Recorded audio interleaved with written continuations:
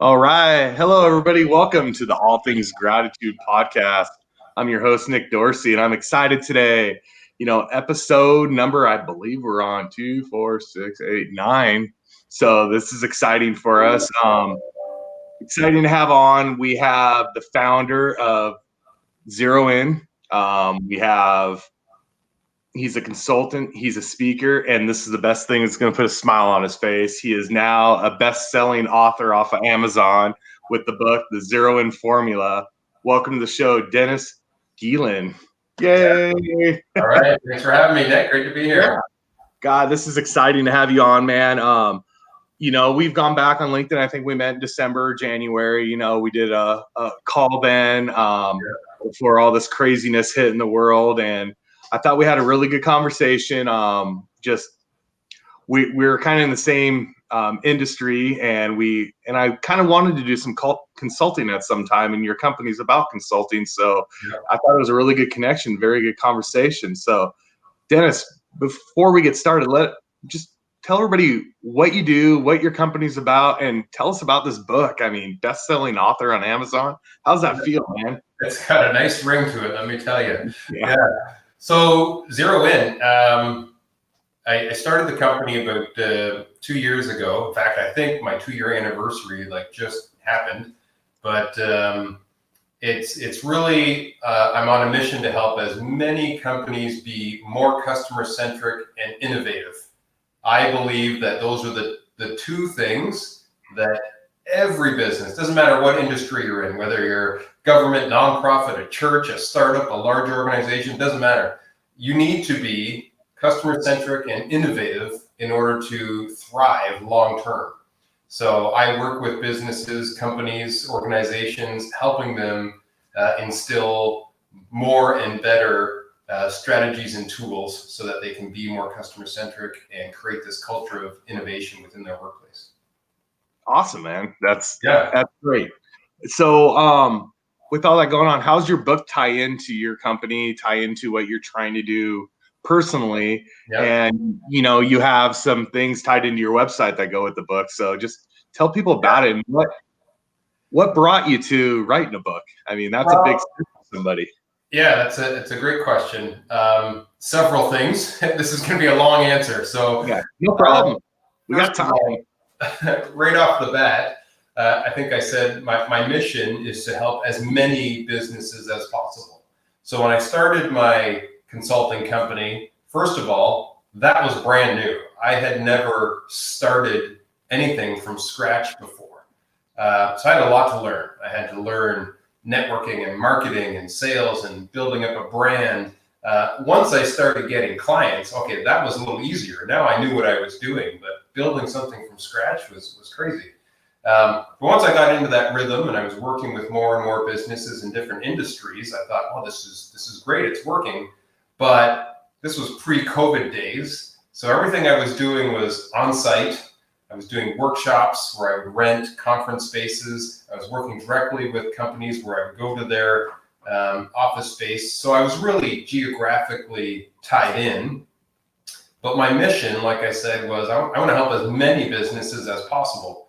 So I thought, well, a better way to reach more and more businesses is write a book. And I had some different chats with different people. And one person that was really influential was a guy named Charles Green. He wrote the book, The Trusted Advisor. He started the company, the Trusted Advisor Associates, another consulting company, became wildly successful. And when I connected with him, he also encouraged me, yeah, you need to write a book.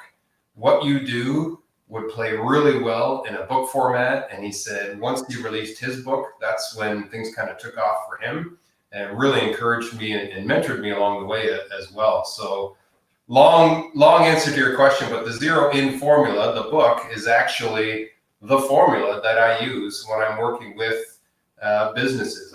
It's got the strategies in there, it's got the tools in there, and I've got stories from all kinds of different businesses in the book. Some of them are my own clients. They agreed to share their stories and the kinds of transformations they went through. And then I interviewed all kinds of different businesses around the world and got their story in the book as well. So pretty excited about getting that out there to the world. That's awesome, man. I mean, I'm so happy for you. I mean, when we talked before, and then you came up to me and messaged me and said, "Hey, man, I wrote a book." I was like, "What?" That was just, it was so awesome. It's so awesome to people you've connect with, on these platforms and everything, and then hear the success they've had. It's just awesome to see that. I'm so happy for you, and congratulations once again. Yeah, thanks. It's people like yourself and the network. I just find this is LinkedIn. This is what LinkedIn is about. It's about connecting. It's about truly actually connecting with people and supporting each other. So there's so many different people that I met through LinkedIn that I've continued to engage with, who've inspired me, who've mentored me, who've coached me and supported me and or cheered me on along the way. And now I see it, now that the book is out, and the first week that it's available for pre-order, it reaches #1 bestseller status. And I know a lot of that was from the people that I've engaged with on LinkedIn. So very appreciative. So thank you, Nick. Yeah, you're welcome, man. And I like to say we got if you guys haven't figured about Dennis, he's from Canada because we had the boot and all that stuff, and we have a fellow Canadian on right now with us, Paula. Is it obvious? Good friends, so wanted to make sure we're good on that. We have some stuff come up here, which is good. We have some friends on here. We have Jordan Mendoza. He's actually going to be on the show on Thursday, so he's got a podcast. So it's really great. He's doing good. My friend asked if this was live. Rod, what's up, Rod? Yes, it is. We are live. This is true. Yeah, this is true. So we have a LinkedIn user. So obviously, I'm not friends with them. Might be somebody from your network. But congratulations on your book, Dennis. Major accomplishment. So that is awesome. We have another crazy. This is my crazy Canadian friend, Ron Craig. Howdy, y'all. He always likes talking about pants. So we're getting all the Canadians tonight.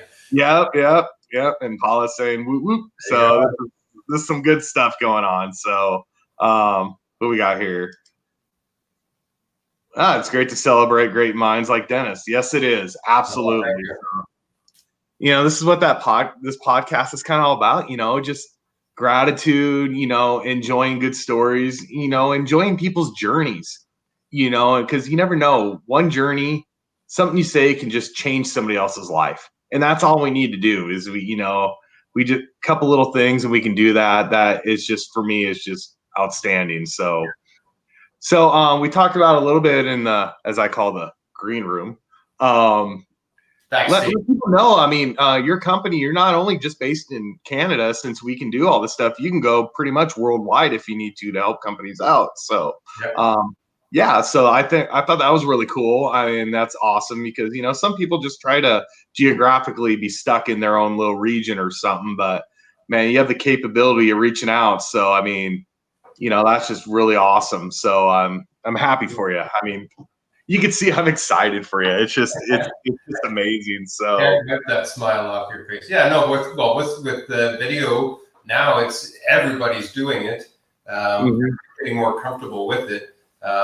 I don't have to limit myself to who I work with and where, and pretty much anything I do can be done over video. And you mentioned earlier, I have something on my website. It's an assessment tool. It goes along with the book. So in the book, it's really about how to become more customer centric and innovative. So I've short formed that. I call it CCI. How to be more CCI, customer centric and innovative. So one of the things that I've noticed when I talk with a lot of business leaders or owners is, of course, they agree, nod their head. Yes, of course, you need to be more customer centric and innovative.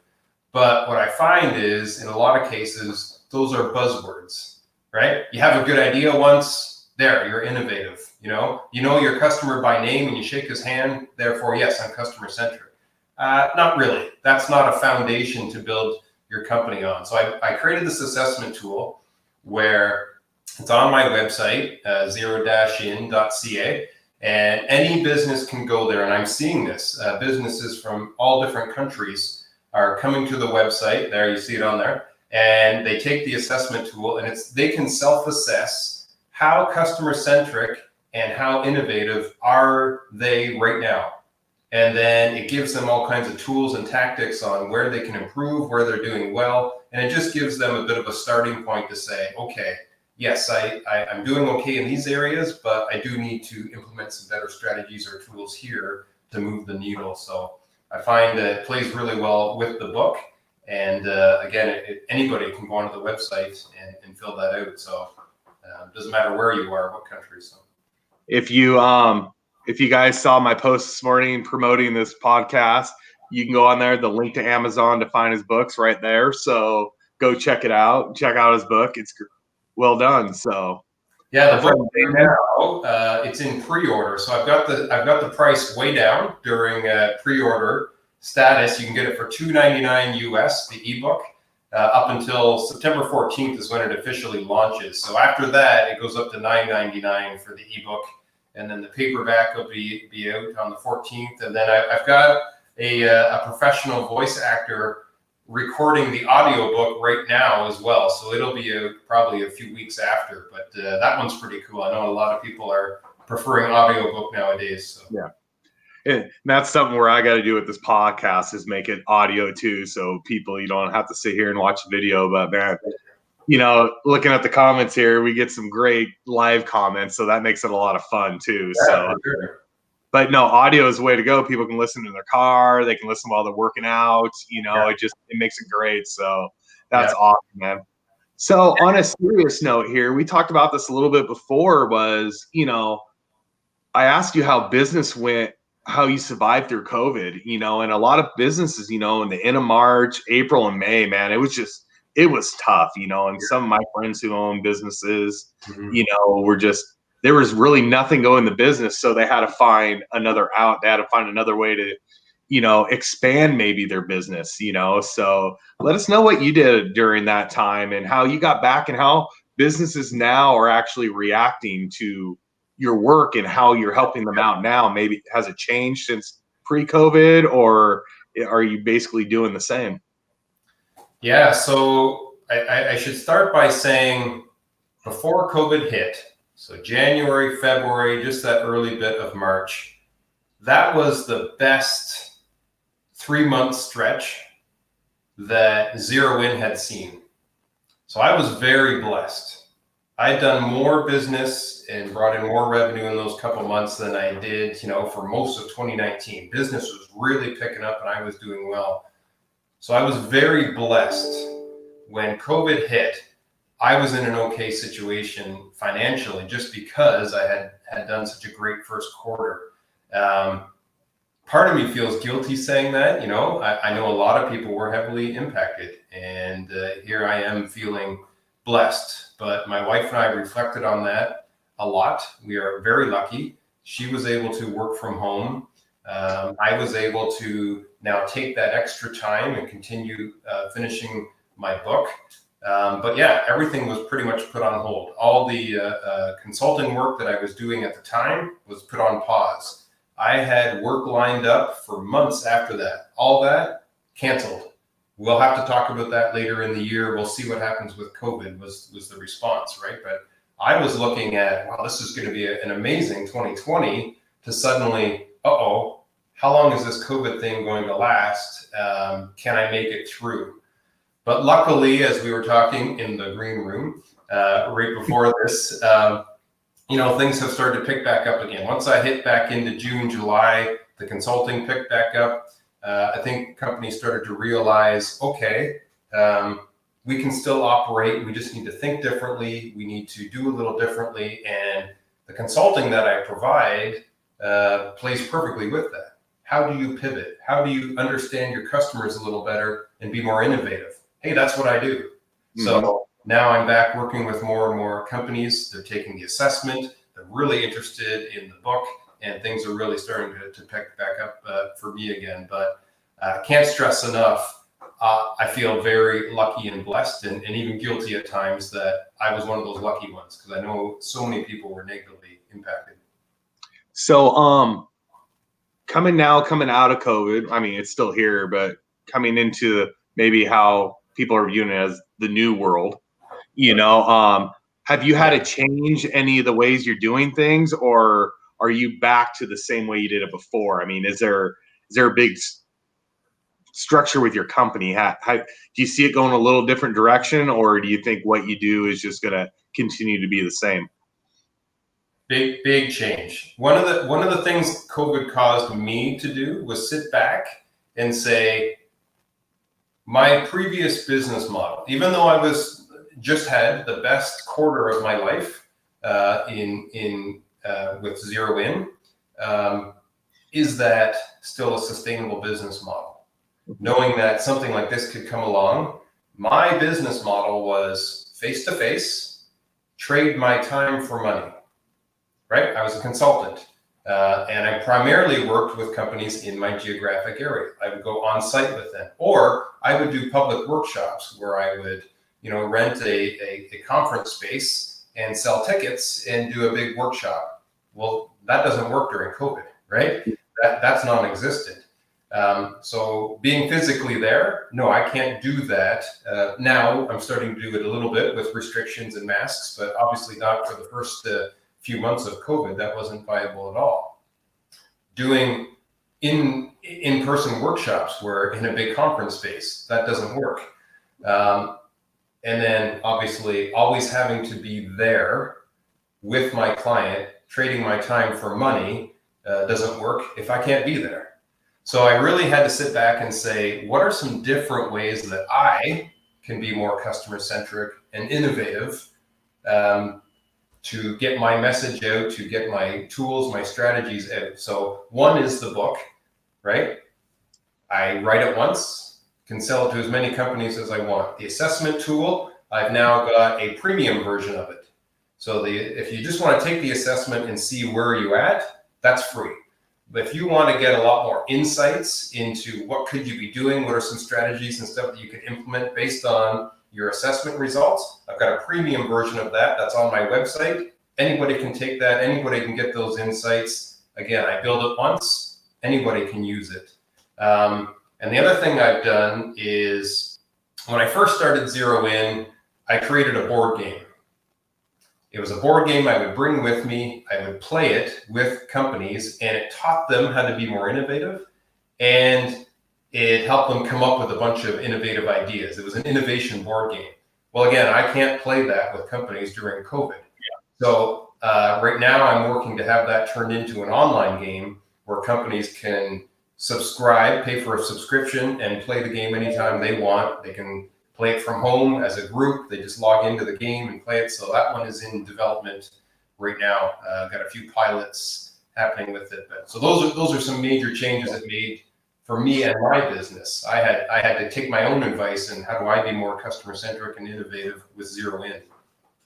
How do you think your clients are reacting to this? That's the big thing, because now you have to do everything virtual, and they're not used to that. How are they having some issues sometimes? Like, hey, this is not how it was. This is what I'm used to doing. For sure.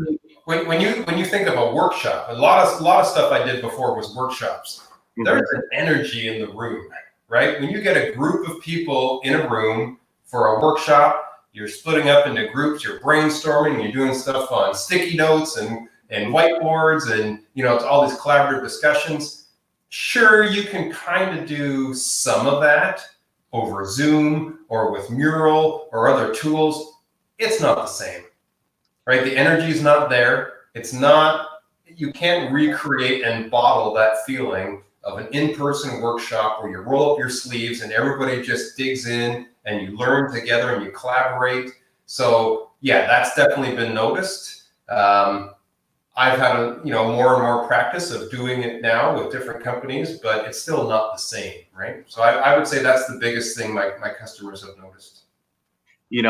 For somebody like me, when I was brought into my new company, it was to work hands-on with the team, build that culture, help build a department, mentor them. And I'm not gonna lie, it's been a struggle with me trying to do it over video and doing everything, because my whole life I've never worked from home. Right. So it's been different. So I've had to change a lot of things, and sometimes you don't know if you're quite getting through to people, because like in a Zoom video, you can see their face, but you're not seeing their hands. You're not seeing everything else. Because Yeah. I watch total body movement. I see just gestures. I mean, Yeah. I watch how they react to how I say things, and that's how I know which direction to go. So this whole new world kind of thing has been interesting. It's been different. Yeah, and in your case, probably twice as hard because you're getting to know these people this way. It's not like you've worked with that group of people for 5 years. You already really know their personality. You know when somebody's a little put off. You know when somebody's being a bit sarcastic. So you can pick up on it through video. In your case, you're meeting these people and learning about them through video. You probably have no idea, like, is this guy taking me seriously? Is this guy nodding off? Like that, I don't envy you the position you're in. Yeah, and it has been difficult, but there's positives to it. I had to learn things really quick, so it's like getting thrown into the fire. So sometimes it's better in the long run to do that because then you can figure out things your way, instead of somebody else's way. So, okay, I know the shortcut now. I know this because I had to figure this out instead of doing it, right? Somebody else's way. But yeah, I mean, being in the office for me personally, being in the office for 4 days and getting sent home and didn't know my team, didn't know different people in the key positions I needed to know.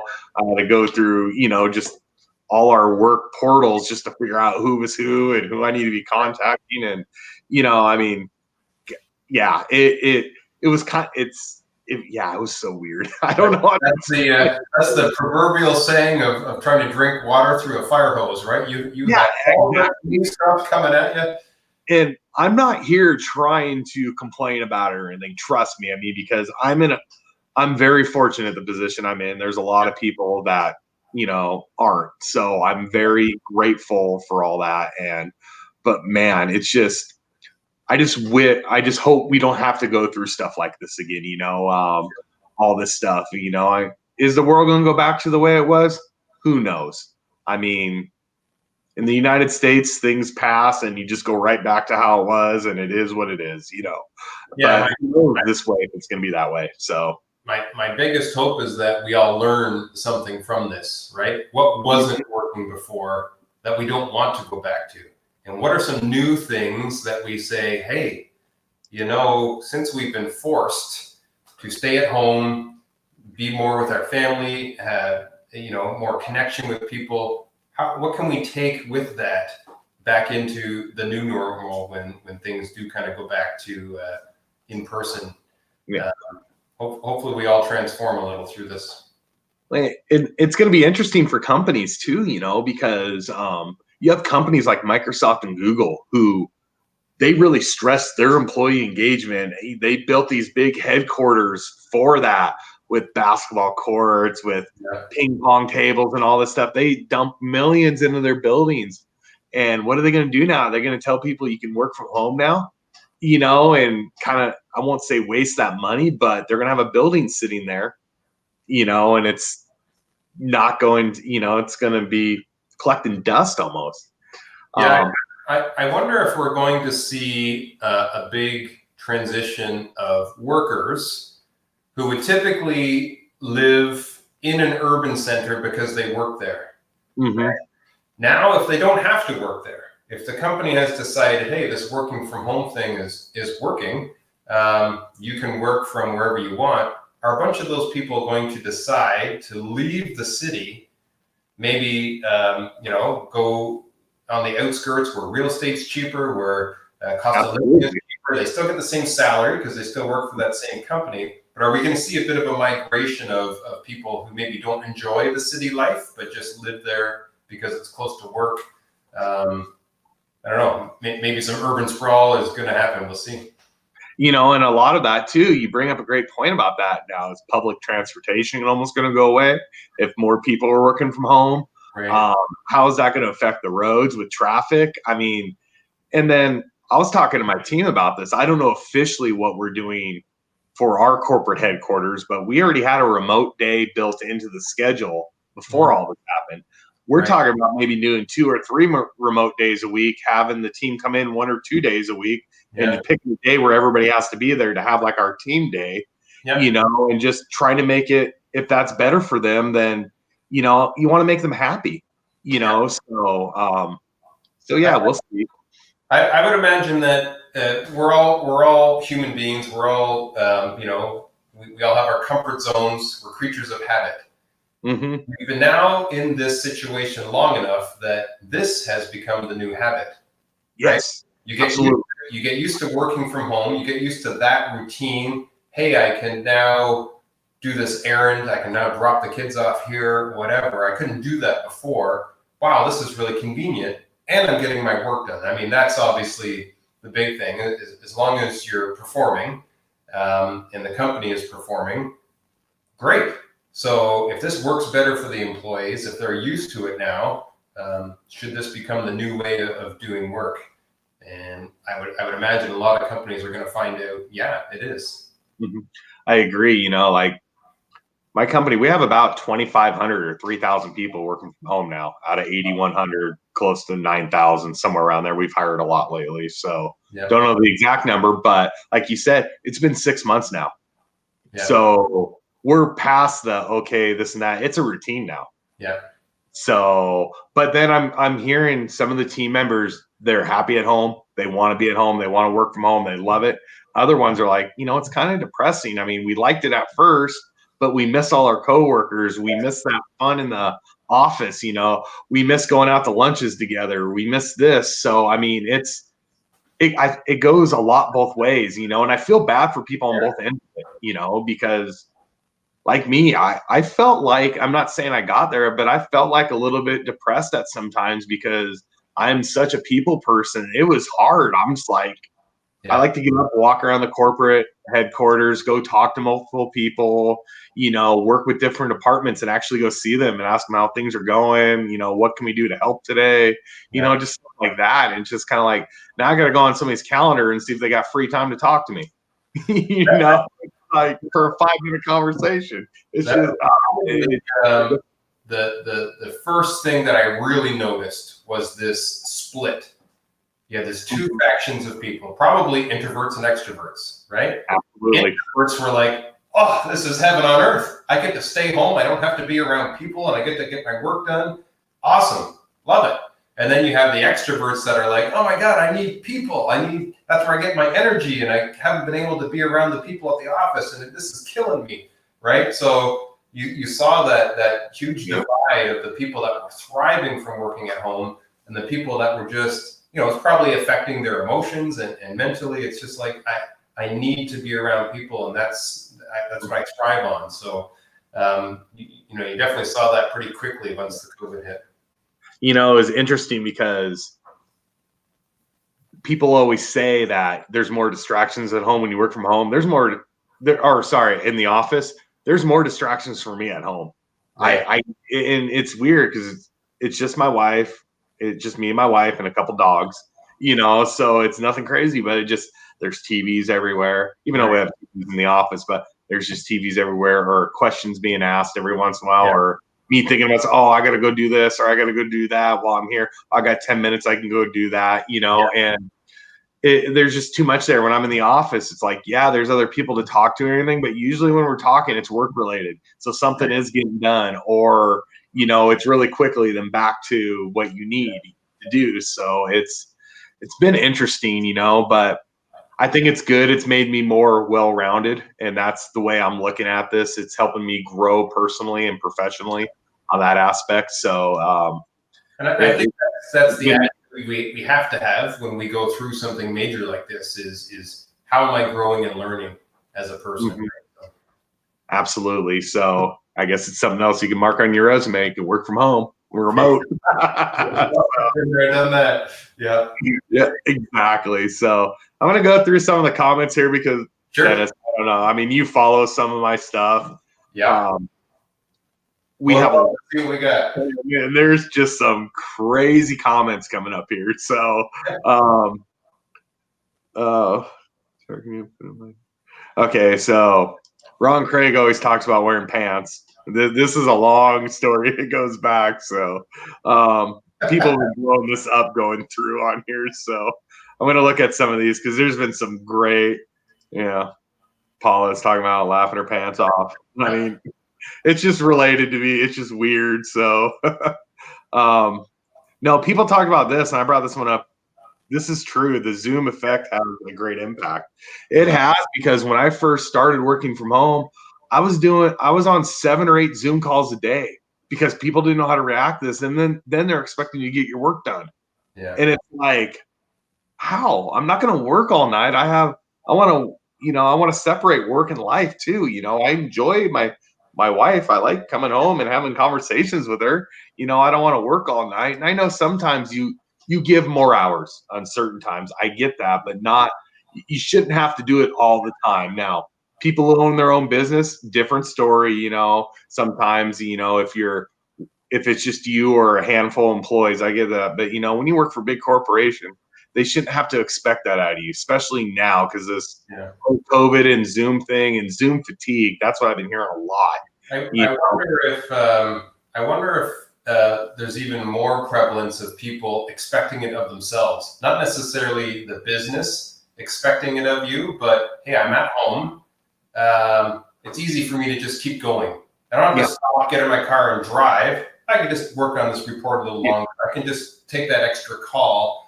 And now there's less separation between work life and home life. They're one and the same. I'm working from home.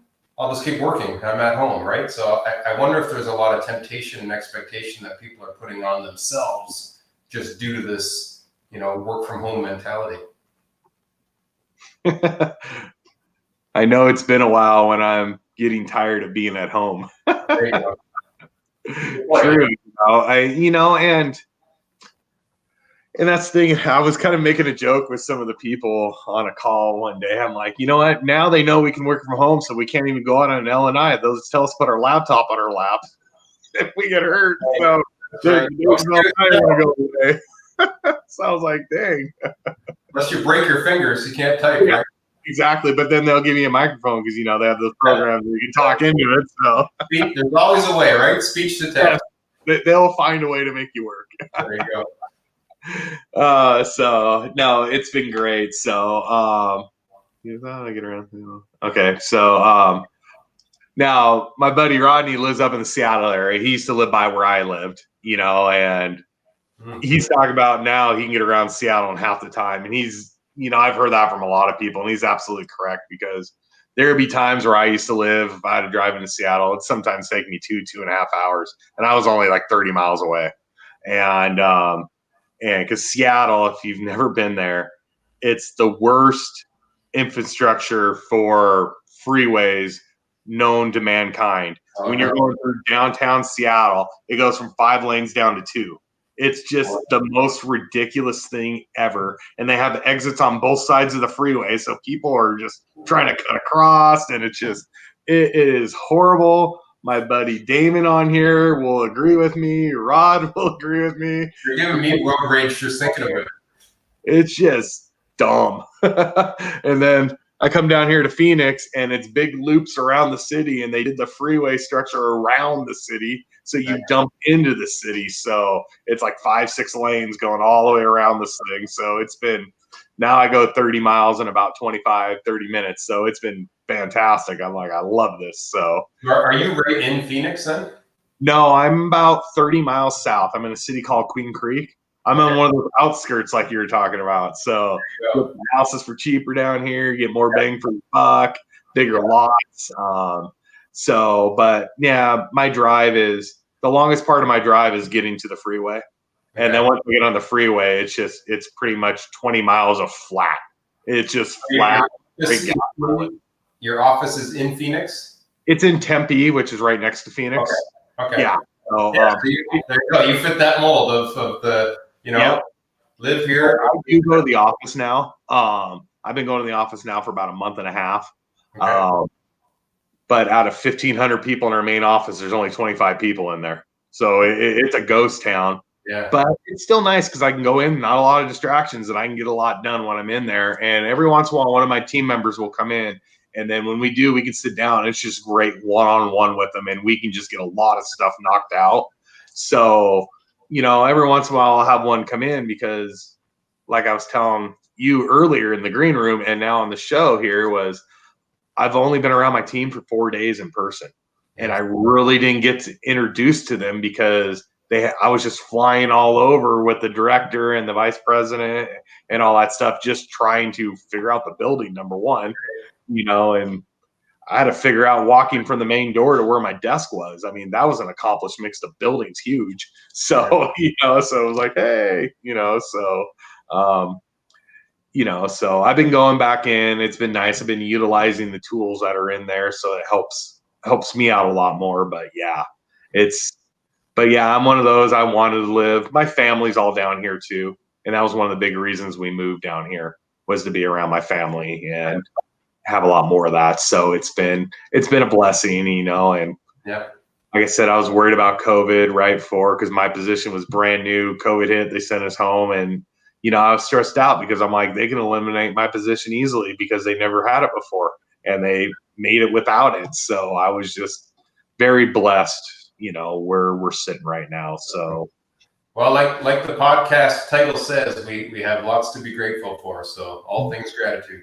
Absolutely, thank you for that. That's awesome. It is so. Well, Dennis, we're gonna start winding down a little bit. We're gonna start plug in where we can find everybody and find yourself and everything. So tell everybody where they can find you, what social media platforms you are. I know you plugged your website, but let's do it again really quick on here. So, and find your book, all the different platforms you can find your book, and go for it, man. Great. Yeah. So the company website, zeroin-ca. So you'll see that on the bottom of the screen there. On the website, there is a link to my book, but it's being sold on Amazon. So you can either find it on the Zero Win website or you can find it on Amazon. Right now, it's just the ebook that's available on pre-order. As of September 14th, you'll be able to get the ebook or the paperback, and then probably 2 weeks after that, the audiobook. So that's all on Amazon. If you want to connect with me directly, best place is probably LinkedIn. If you're not connected with me already, send me a connection request. I will accept it. I love to chat with people, as Nick knows, whether that's through DM or a Zoom chat. I like engaging with my professional network to really get to know and how can I help you? How can I support you in your journey? Other than LinkedIn, you can also find me on Twitter @Dennis_Geelen. You can find me on Instagram. Those are probably the main social media networks that I'm most active on. Awesome, man. So, I mean, Dennis's network has grown a lot since I first met with him. So it's awesome. He's getting out there. He's gauging a lot. So yes, please, everybody in here, please connect with him, find him. Go back to my original post this morning. I did put his profile on there. So easy way to find him too. Just go click on that or click his name after this. So that is awesome, guys. I appreciate everybody who watches. I mean, I have a group of people who religiously watches this show live for us, and I'm just so grateful for their support. So thank you, everybody who came on. And same thing here. You can please go onto YouTube, find the YouTube channel, and like my friend Erica says, smash the bell and subscribe to it. So I would appreciate that. You can also find us on LinkedIn up there in the corner. Find this, and then you can find the All Things Gratitude podcast has its own page too. I'm very bad at checking 2 LinkedIn pages. I got to get better at it. It's a lot of work. I didn't realize how much it was. I'm all over the place. I'm replying on the wrong page. So I'm like, So it's just nuts, but it's a lot of fun. It is a lot of fun. Guys, make sure to connect with Dennis. Go find his book. Find his book and see what he's about. Check out his website, or just message him. It's just a great conversation. I mean, we had a great conversation back in, we figured it was January or February, I think was when we did our Zoom. And, it was great to get to know each other. So honored to have you on the show. And I'll say it once again, best-selling author. So I know you love to hear that. And like I told you earlier, nobody can take that away from you. That's right. So, congratulations. I love it. What you're doing here on the podcast. So honored to be a guest. Oh, thank you very much. I'm honored to have you on. So, hey guys, have a great night. Tune in Thursday at 5 p.m. Pacific. We have Jordan Mendez. I screwed that one. I'm sorry, Jordan. man. The English language in me is, I just haven't mastered it yet. So Jordan Mendoza will be on the show Thursday. Come check it out. We'll talk about his podcast, about everything else he's doing too. So come check us out. I'll post this again tomorrow morning too, so we can see all this. But Dennis, thank you for being on. I really appreciate it. I'm glad. I'm happy to hear, you've made it through the tough times. You've been able to publish this book, and you're kind of reinventing yourself and your company through all this, and it's only going to help you out in the long run. So congratulations on that, and I'm very happy for you, sir. Thank you very much. Appreciate it. All right. Have a great night, everybody.